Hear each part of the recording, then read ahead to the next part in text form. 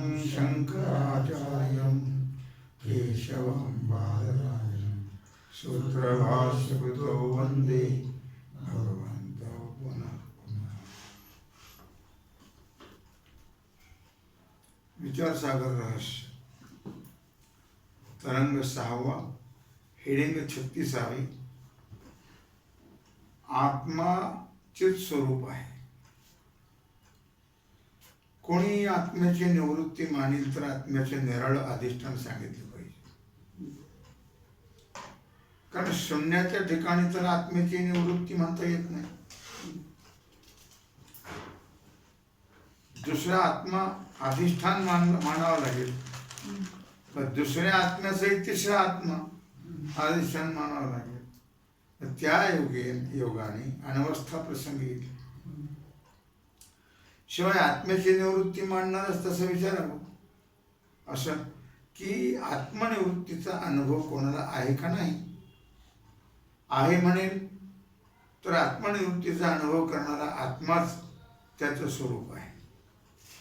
मग आत्मनिवृत्तीचा अनुभव केला असं म्हणणं आपल्या मस्तकछेदाचा अनुभव आपणाला आहे या म्हणण्यासारखं अयोग्य आहे.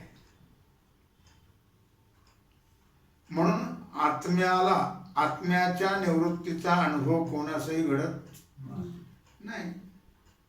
आणि जर असं म्हणेल की आत्म्याची निवृत्ती तर होते परंतु त्याच्या निवृत्तीचा अनुभव मात्र कोणाला नाही.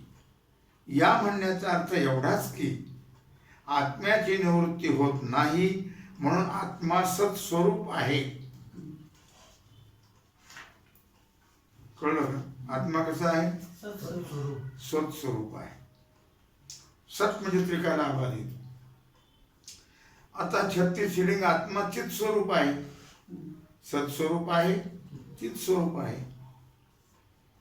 चित म्हणजे प्रकाश रूप. तसाच आत्मा चित स्वरूप आहे म्हणजे प्रकाश रूप. जे ज्ञान त्याला चित म्हणतात. नैयायिक मताप्रमाणे आत्मा अप्रकाश रूप म्हणावा तर तो घटाप्रमाणे जड होईल की नाही. मग काय लक्षात आलं का? घटाप्रमाणे जड होईल. मग आणि आत्मा जड असून अंतःकरण किंवा इंद्रिय त्याचं प्रकाशन करतात असं म्हणावं. आत्म्याचं अंतःकरण इंद्रिय तर अंतःकरण आणि इंद्रिय तर परिच्छिन्न आहेत, मर्यादित आहेत. म्हणून कार्य आहेत ते. ज्याचा देशाने कंस करायचं, ज्याचा देशाने किंवा कालाने अंत होतो त्याला परिच्छिन्न म्हणतात.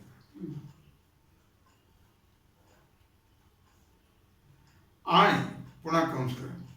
आणि जे कार्य असते ते जड असते.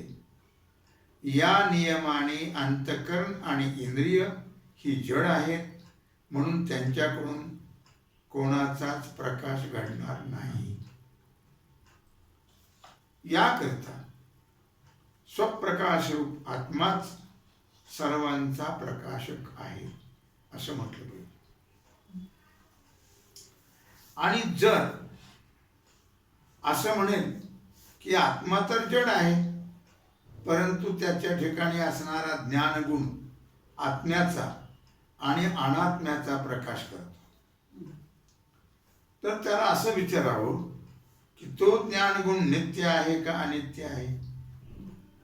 नित्य आहे असं म्हणेल तर तो ज्ञानगुण आत्म्याचं स्वरूप सिद्ध होईल. कारण आत्म्याहून भिन्न ते सर्व अनित्य आहे असते. आणि जर ज्ञान आत्म्याहून भिन्न मानलं तर अनित्य होईल.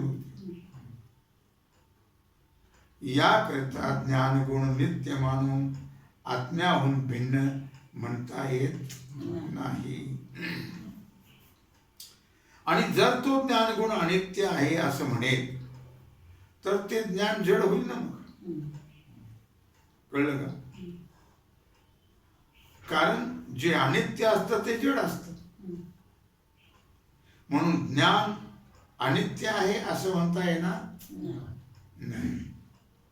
अनित्य अंगीकार केला तर ते ज्ञान आत्म्याच्या ठिकाणी कदाचित असेल तर कदाचित नसेल, म्हणून भिन्न मानावं लागेल.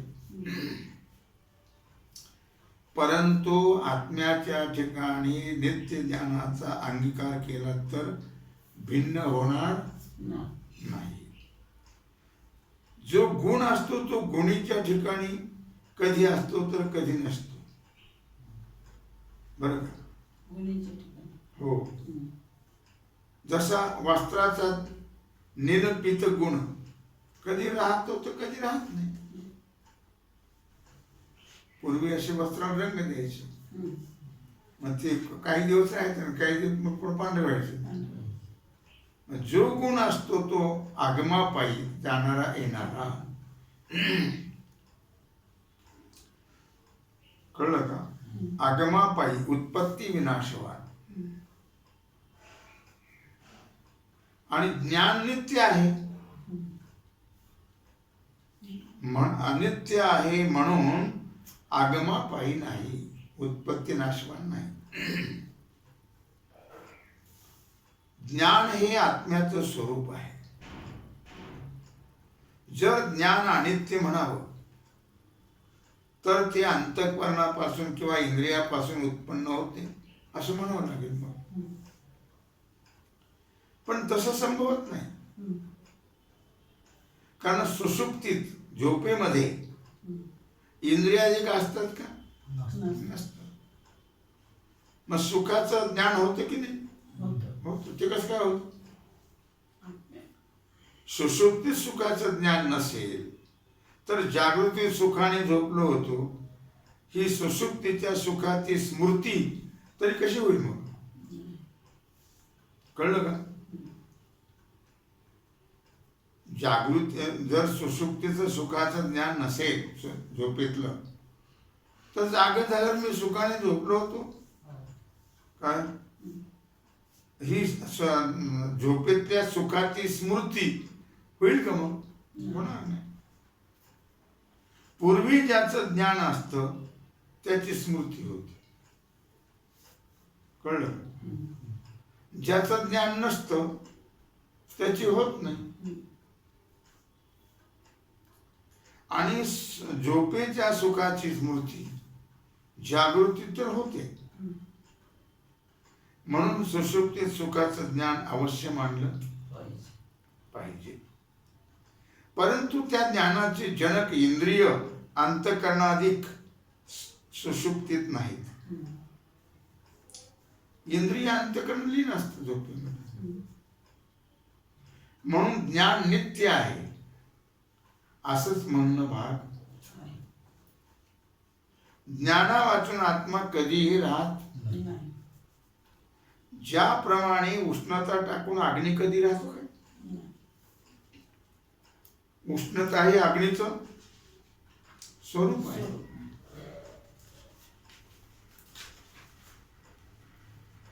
म्हणून उष्णता हेच वणणीचं स्वरूप आहे. तसं ज्ञान हे आत्म्याचं स्वरूप आहे. ज्ञान हे आत्म्याचं काय आहे? स्वरूप आहे. आगमापायी असतो तो गुण असतो, उत्पन्न होतो नष्ट होतो तो गुण. उष्णता आणि ज्ञान आगमापायी नाही. अग्नीची उष्णता जाणारी येणारी आहे काय? नाही. आणि ज्ञान काय? उष्णता आणि ज्ञान, ज्ञानही आगमापायी नसतं, नित्य असतं. म्हणून ती अग्नी आणि आत्म्याची स्वरूप आहे, ज्ञान आणि उष्णता. जी वस्तू कदाचित असते आणि कदाचित नसते तिला आगमापायी म्हणतात. कंस करून ठेवा. जी वस्तू कदाचित असते आणि कदाचित नसते तिला आगमापायी म्हणतात. उत्पत्ती विनाश अंतःकरण वृत्ती होते. अग्नी आणि आत्म्याची स्वरूप आहे. हा काय काय? अग्नीचं स्वरूप उष्णता आणि ज्ञान आत्म्याचं स्वरूप. अग्नी आणि आत्म्याची स्वरूप तसं नाही. तसं नाही. त्यांनी काय सांगितलं वरती? आधी दोन्ही भरतात ते दोन येतो. हा हे दोन्ही घेतले ना. आलं लक्षामध्ये. हा. आता उत्पत्ती विनाश अंतःकरण वृत्तीचा होतो. अंतःकरण वृत्ती नित्य कुठे राहते? नाही. ज्ञानाचा होत नाही हम्म. उत्पत्ती विनाश. केवळ आत्मस्वरूप ज्ञानापासून विशेष व्यवहार होत नाही. नाही. नाही. आत्मज्ञानाची सहाय्यता घेतलेली वृत्ती किंवा वृत्तीतील आरूढ ज्ञान विशेष व्यवहाराचा हेतू आहे. हम्म.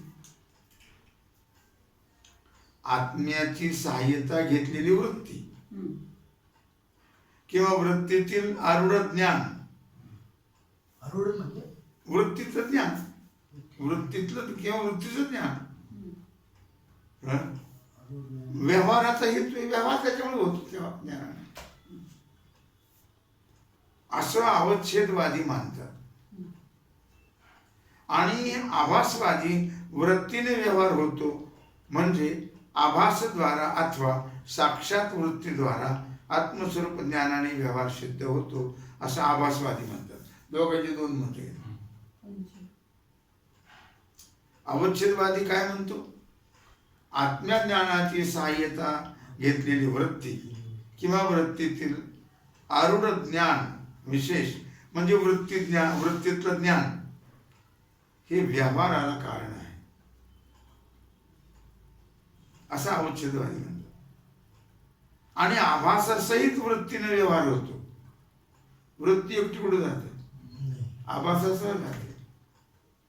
म्हणजे आभासद्वारा अथवा साक्षात वृत्तीद्वारा आत्मस्वरूप ज्ञानाने व्यवहार सिद्ध होतो असं आभासवादी म्हणतात. आवाज. पंचदशिकार. विद्यारण्य स्वामी. अवचेत प्रकाशात ना. म्हणजे दोघांचं हा हे बघ, काय तर बरोबर आहे ना. कोणतं? आवाजासहित वृत्तीचं. हो. हा?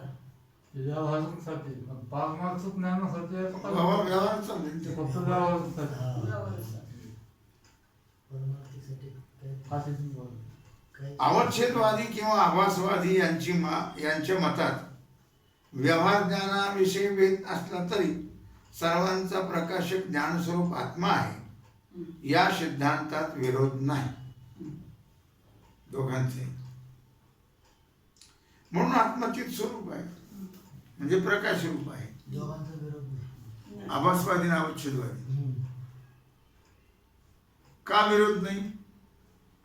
अवच्छेदवादी किंवा आभासवादी यांच्या मतात व्यवहार. व्यवहार ज्ञानाविषयी भेद जरी असला तरी सर्वांचा प्रकाशक ज्ञानरूप आत्माच आहे ज्ञानस्वरूप.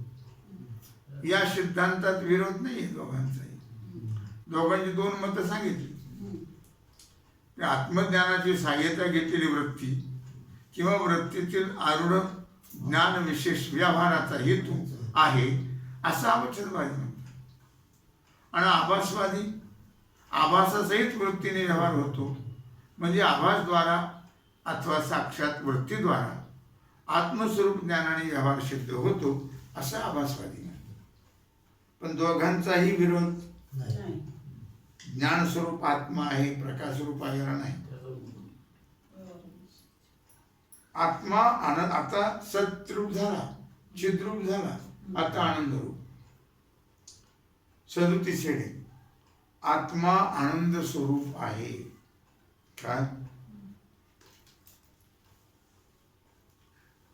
तसाच आत्मा आनंद स्वरूप आहे.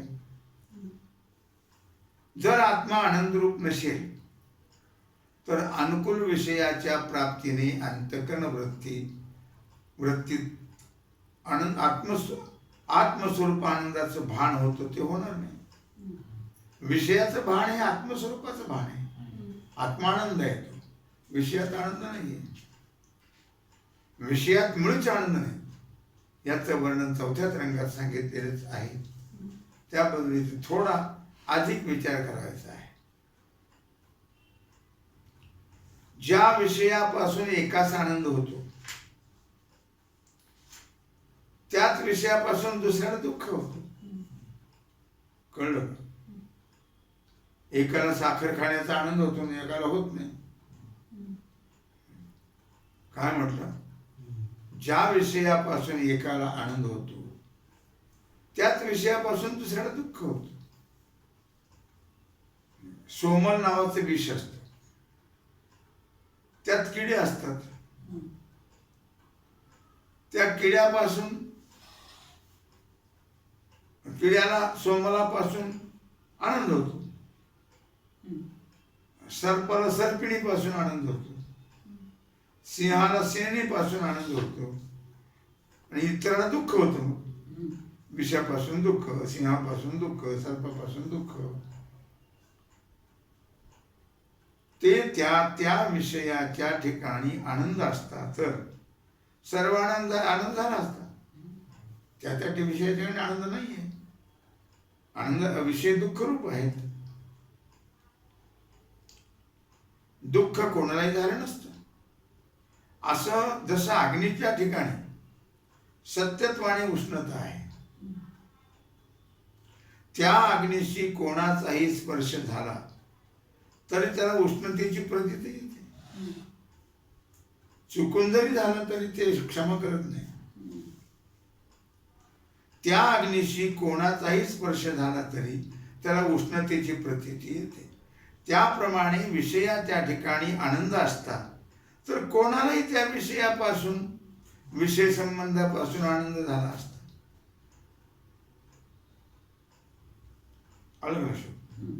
वेदांत मताप्रमाणे जेव्हा पुरुषास विषयाची इच्छा होते तेव्हा त्या इच्छारूप चंचल वृत्तीत आत्मानंदाचं भान होत नाही. चंचल वृत्ती. आणि जेव्हा अनुकूल विषयाची प्राप्ती होते तेव्हा इच्छारूप वृत्तीचा अभाव होतो. मग त्या निश्चल वृत्तीत आत्मानंदाचं भान होतं. म्हणून सर्पिणीचा इच्छा विषय सर्प, तो पाहून तिच्या क्षणमात्र स्थिर अंतःकरणात वृत्तीत आत्मानंदाचं भान होतं. अन्य पुरुषाला सर्पाची इच्छा नाही म्हणून त्याला सर्प पाहून आनंद होत. उलट सर्पाला पाहून प्रतिकूल ज्ञान झाल्यामुळे त्याच्या त्यागाच्या प्रयत्नात अंतःकरण वृत्ती अति चंचल असते म्हणून दुःख होत. लक्षात येते का?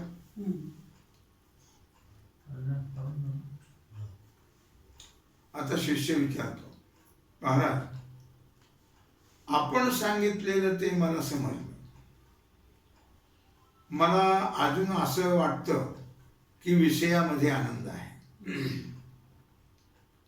कारण इच्छित विषयाची प्राप्ती झाली म्हणजे इच्छारूप वृत्तीचा अभाव होतो.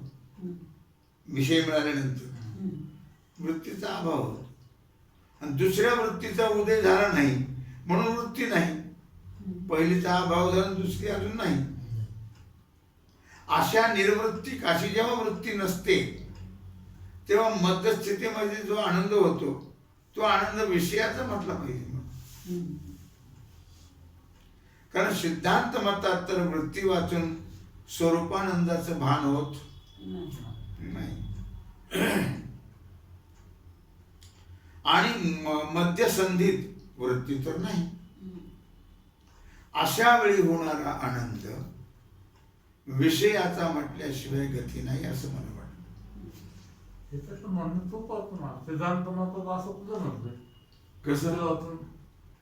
वृत्तीवाचून स्वरूपानंदाचे भान होत नाही असं सिद्धांतात तसं कुठं नसतं. आता गुरुजी काय सांगतो बघ ना, वृत्ती वाचून स्वरूपानंदाचं भान होत नाही असं सिद्धांत म्हणतं. असं सिद्धांत पक्षात असं म्हणतं, असं ते शिष्य म्हणतो. आत्मानंद आहे.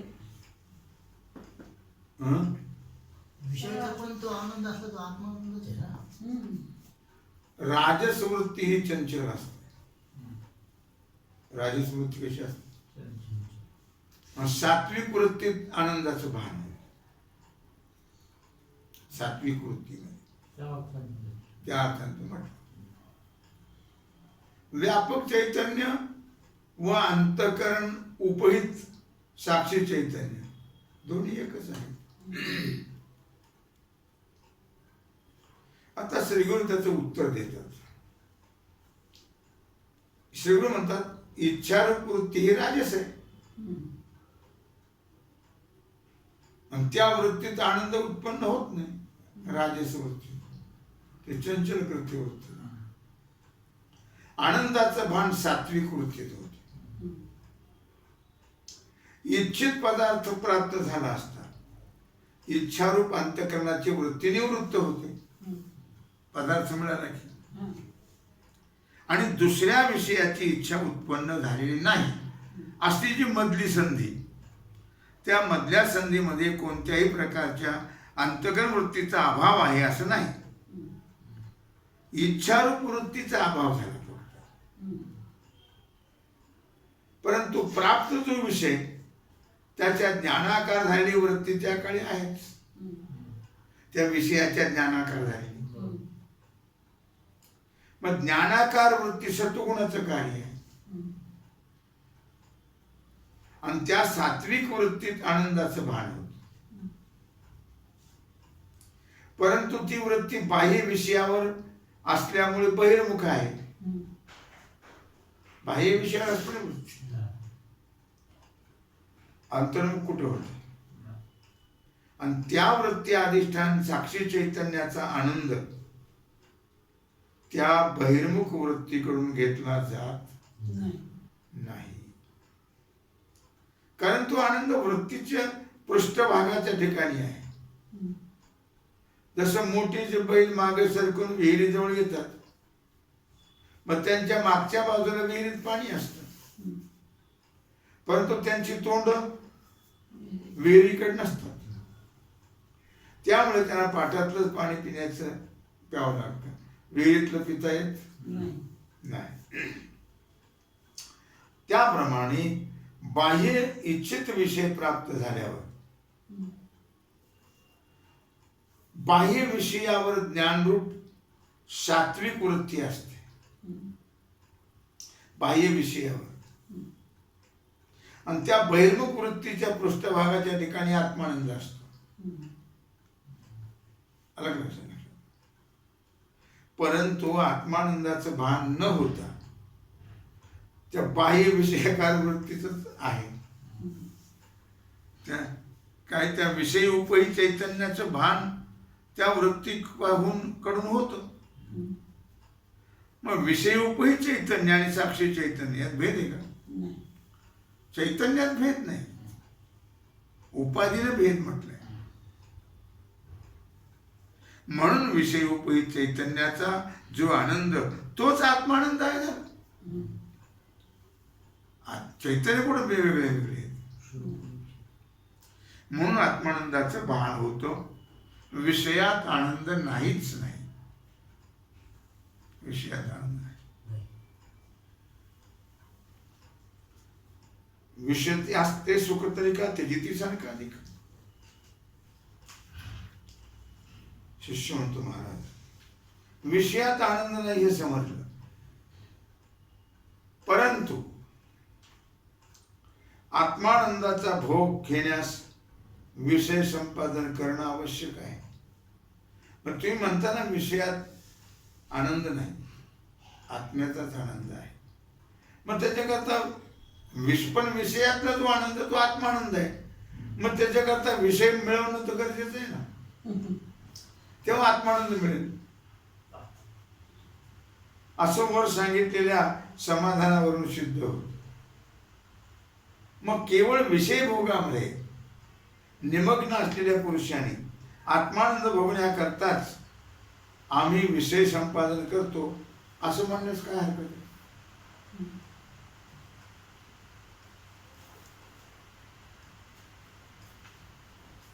कारण विषयाकार झालेला ज्ञानरूप वृत्तीतच आत्मानंदाचं भान होत अशी मला शंका आहे.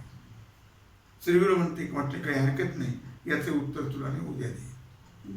तेव्हा झालेली सेवा भगवत चरणी समर्पित करून राहिलेला जो सेवेचा भाग आहे तो आपण उद्या